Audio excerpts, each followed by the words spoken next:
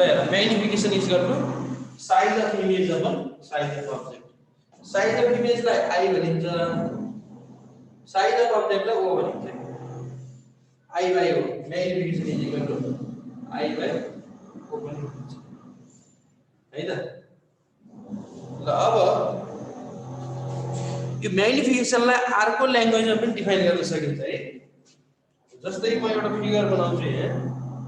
जुनसुकै लेन्स जुनसुकै मिरर बनाए पनि हुन्छ आइदर कन्केभ वा कन्भेक्स मलाई कन्केभकै सजिलो लाग्छ र कन्केभ मिररको केसमा बनाए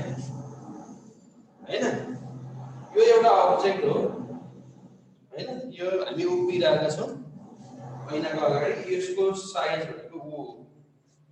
त्यसपछि यसको इमेज फर्म भयो के पछाडी फर्म होला अथवा अगाडि नै फर्म होला के फरक पर्दैन त्यो मैले देखाएको मात्रै छु हैन यो चाहिँ इमेज है यो अर्को मिरर लेखे पनि हुन्छ कन्केभ कन्भेक्स पनि लेखे नि हुन्छ तिमीलाई कन्फ्युज नहोस् भन्नाले कि मैले कन्भेक्स बनाइदिएँ यता कन्भेक्स बनाइयो भने यता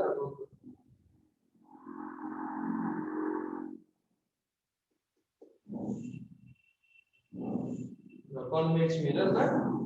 यो भनेको अब्जेक्ट हो यो भनेको इमेज हो हैन अब इमेज एकदमै ठुलो बनाइदिएला भने म्याग्निफिकेसन भनेको एकदमै हाई हुन्छ इमेज यो अब्जेक्ट भन्दा सानो बनाइदियो भने म्याग्निफिकेसन भनेको 1 भन्दा सानो हुन्छ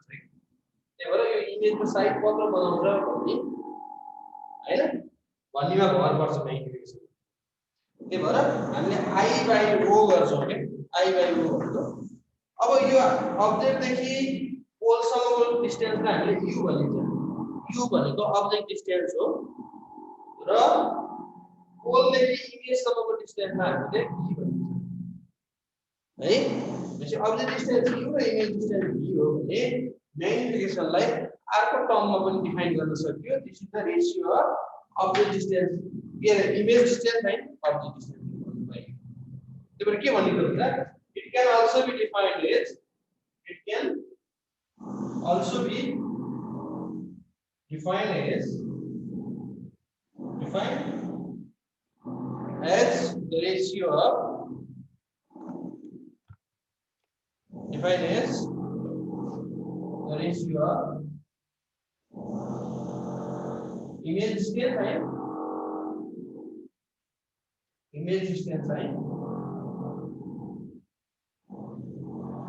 object distance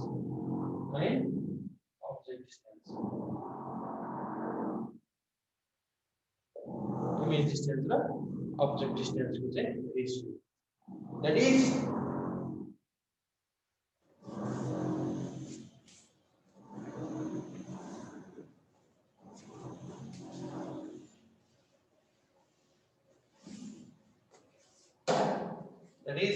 magnification यहाँ is equal to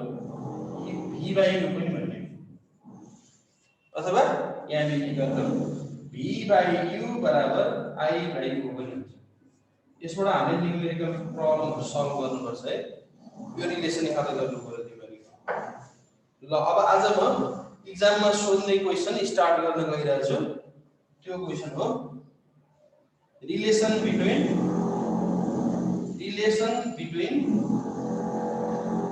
radius of curvature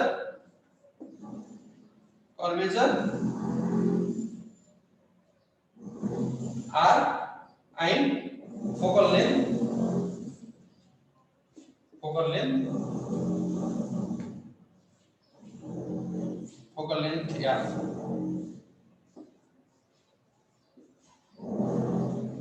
हैन r र f बीचको रिलेसन यसलाई अर्को ल्याङ्ग्वेजमा के भनेर सोध्न सकिन्छ भने or prove that r is equal to twice of either in concave or convex जे भनेर सोध्न सक्छ कन्केभ मिररको केसमा radius equal to 2 times focal length prove गरा भनेर सोध्छ अथवा कन्वेक्स मिररको केसमा तिमीले जुनमा सोधे नि गर्न सक्नु पर्यो ल पहिला म आज कन्केभ मिररको स्टार्ट गर्छु है त यसलाई भेरी इम्पोर्टेन्ट लेख्नु एक्जामिनेसन पोइन्ट अफ भ्यूबाट for concave mirror. Concave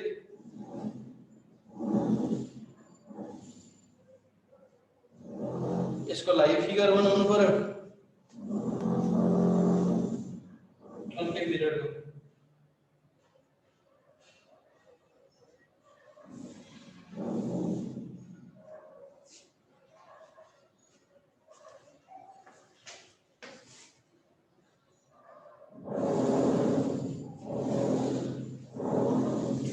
right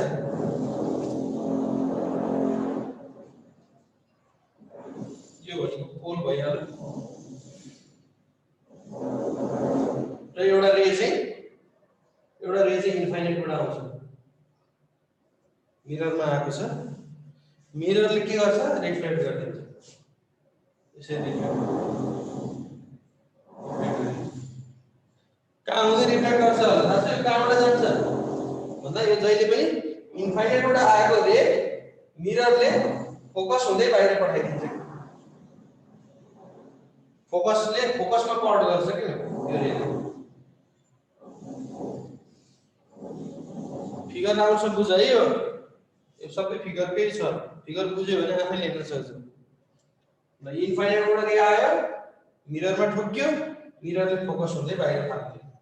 र यो मिररको एउटा पोइन्ट छ हाम्रो सेन्टर अफ कर्वेचर सी छ हैन त्यो सी पोइन्ट र हामीलाई गिवन के छ त भन्दा यो फोकसदेखि पोलसम्मको दूरीलाई के भनिन्छ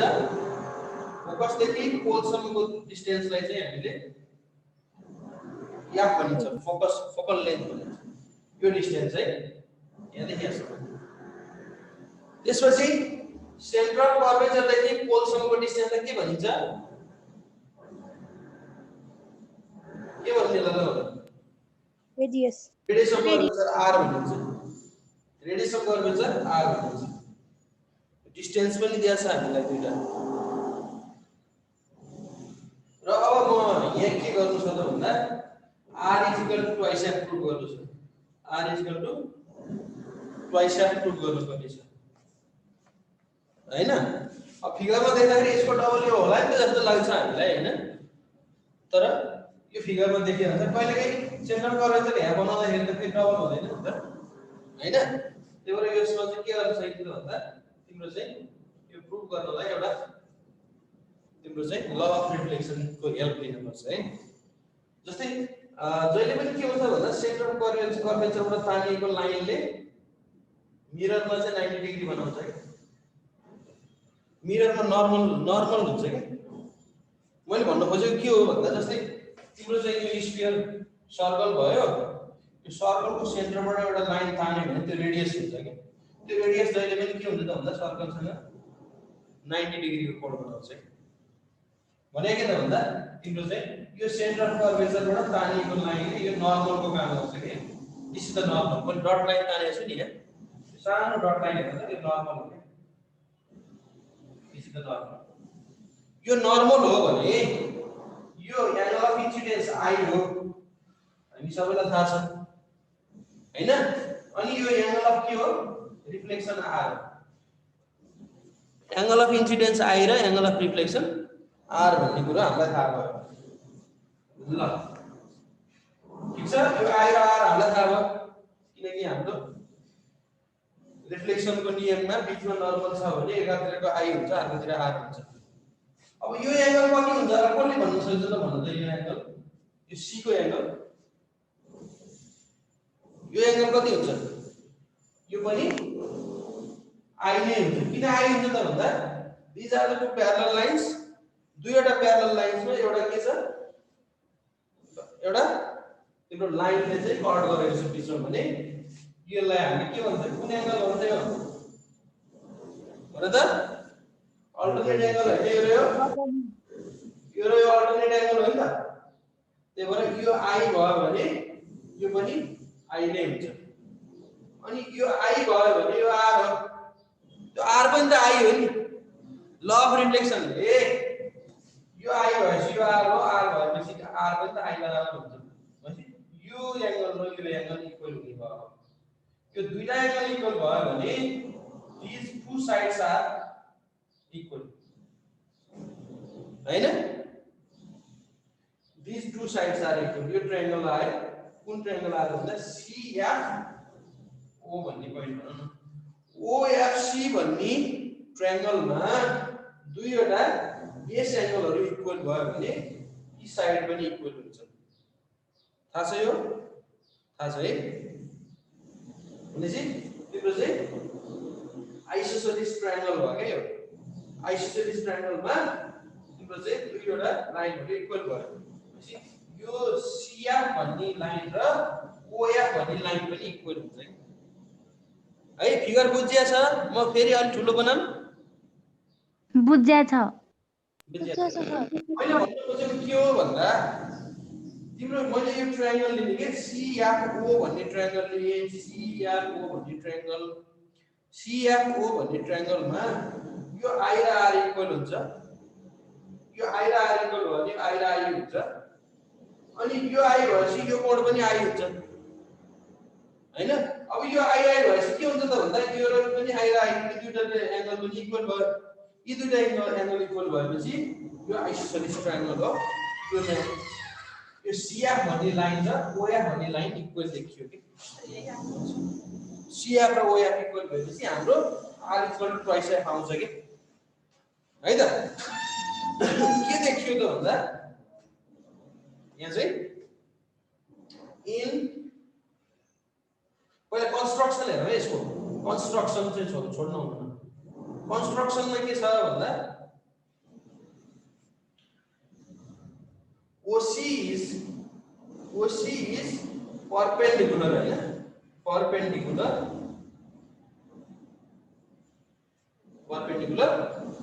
in the mirror. In the mirror.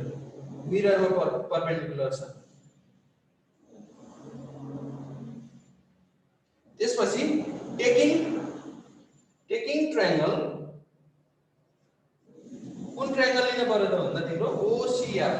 O भनेको यो भयो, C भनेको यो, F भनेको यो। OCF भन्ने ट्रायंगल लिने। OCF ट्रायंगलमा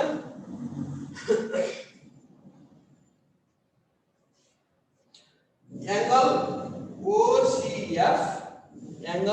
OCF is equal to angle OCF हेर है, OCF तिमीले कपीमा हेरे नि हुन्छ बराबर angle OC OCF is equal to FOC। इसको रीजन में के लेख सकिन्छ होला? फ्रम being alternate angle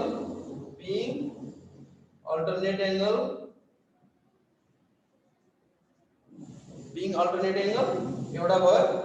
एउटा रिजन। अनि अर्को रिजन चाहिँ from law of reflection.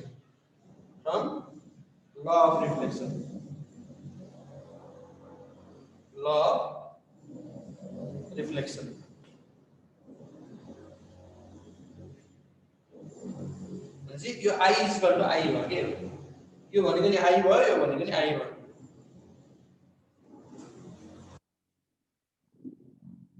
Last में के लेख्न पाइयो त तिम्रो?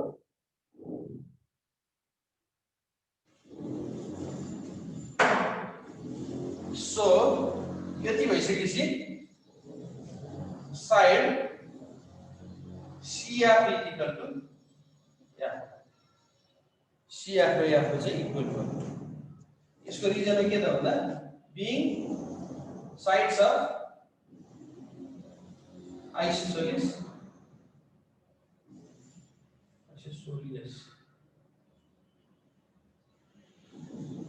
आइसोसेलिस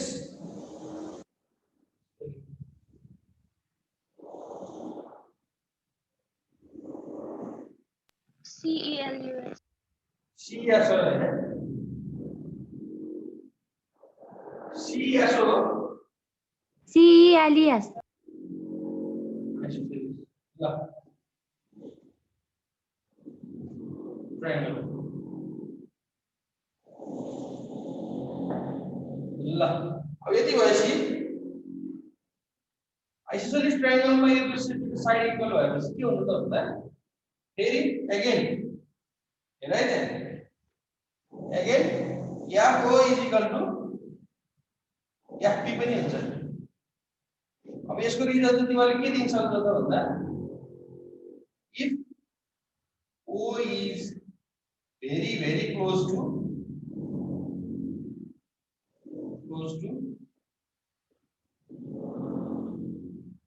O भनेको P को धेरै क्लोज छ रे O P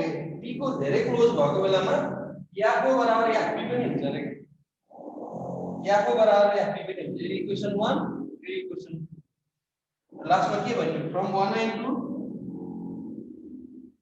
1 र 2 बाट के पाइन्छ भन्दा CF इक्वल टु FP पनि हुन्छ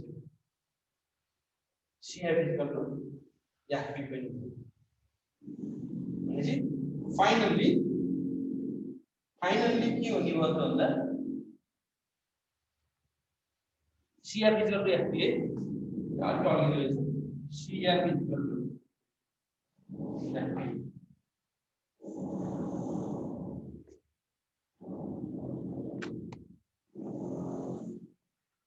अब CF इक्वल टु FP भयो भने फाइनली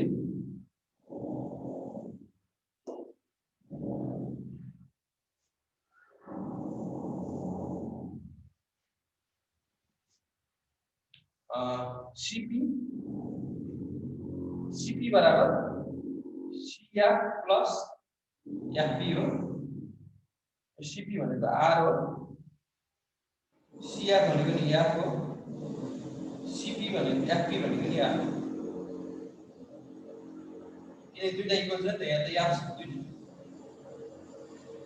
हैन र फाइनली R इक्वल टु पैसा finally R equal to F plus F equation, which proves the relation.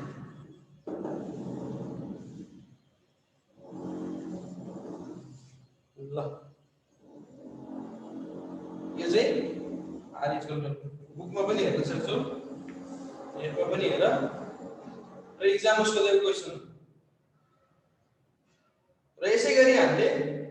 Concave mirror पछि कन्वेक्स मिरर पनि बनाउन सकिन्छ है कन्केभ मिरर पछि कन्वेक्स मिरर पनि यही तरिकाले हामीले प्रुभ गर्न सकिन्छ है त नमस्कार सक्यो अब ए हस् है त आजलाई यति गरौँ है बाय बाय बाय